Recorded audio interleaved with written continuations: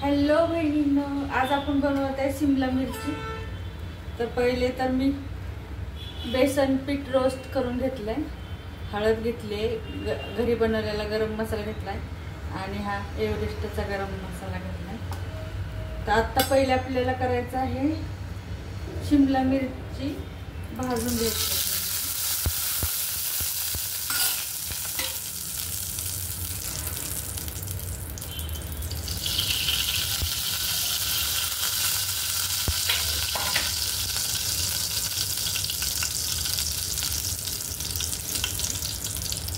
शिमला मिरची रोस्ट केलेलं बेसन टाकल्यानंतर शिमला मिरचीची टेस्ट खूप जास्त वाढते. आपण शिमला मिरची भाजून घेणार आहे.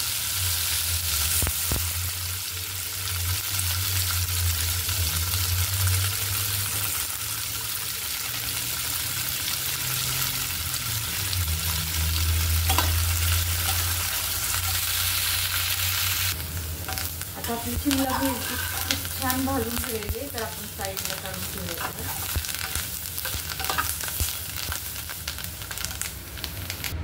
आता गॅसची फ्लेम थोडी कमी केली. आता आपण थोडं तेल परत टाकूया.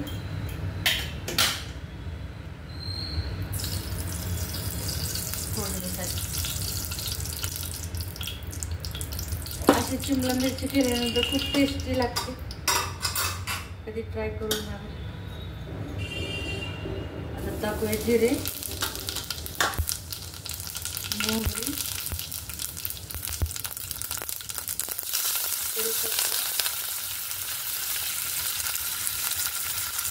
लसूण,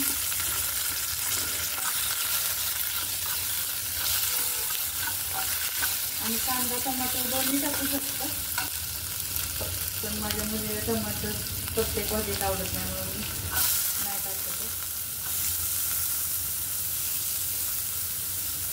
आता कांदा चांगला भाजून घ्यायचा आपल्याला, गुलाबी होईल. आता जे आपण शिमला मिरची भाजून घेतली त्याच्यावरती हे रोस्टेड बेसन टाकतोय, रोस्ट केले, आणि हे मसाले, गरम मसाला आणि रोस्ट केलेलं बेसन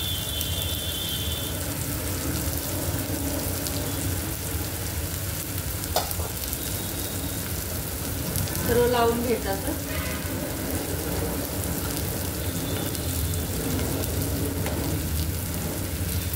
थोडं दही पण टाकू शकतो. ग्रेव्ही खूप छान होती दह्याने.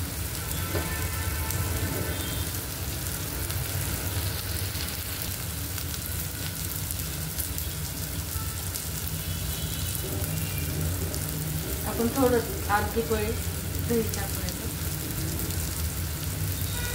जोपर्यंत आपला कांदा भाजून होत आहे तोपर्यंत आपलं हे मॅरिनेटला करायचं. सर्व लावून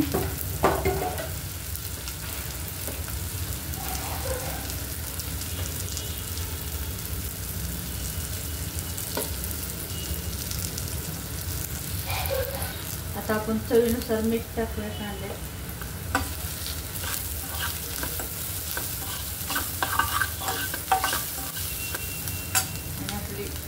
शिमला मिरची टाकून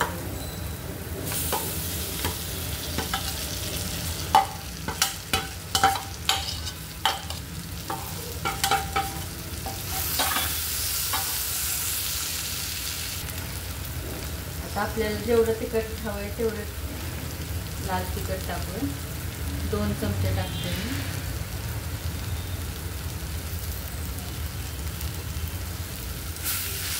थोडा वेळ फ्राय करायचं आणि मग थोडंसं पाणी सोडायचं.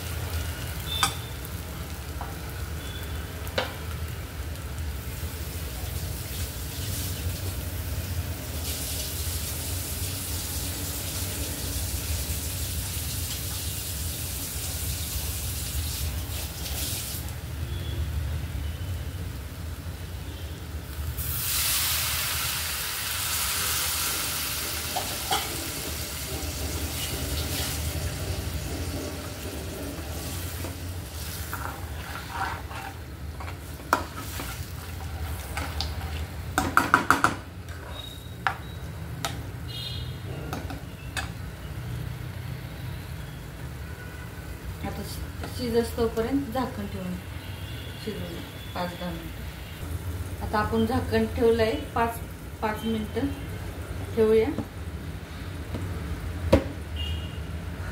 बहिणींनो, माझं व्हिडिओ आवडल्यास माझ्या व्हिडिओला लाईक करा, माझ्या चॅनलला सबस्क्राईब करा.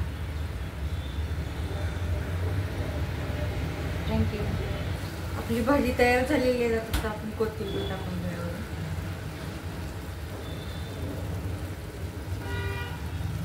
भरपूर कोथिंबीर टाकायची ह्या भाजीमध्ये, शिमला मिरचीची. खूप टेस्टी लागते ही भाजी.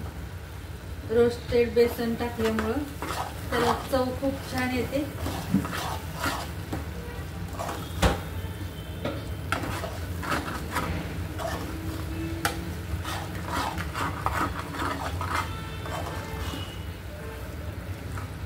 पूर्ण पाणी आटवून द्यायचं.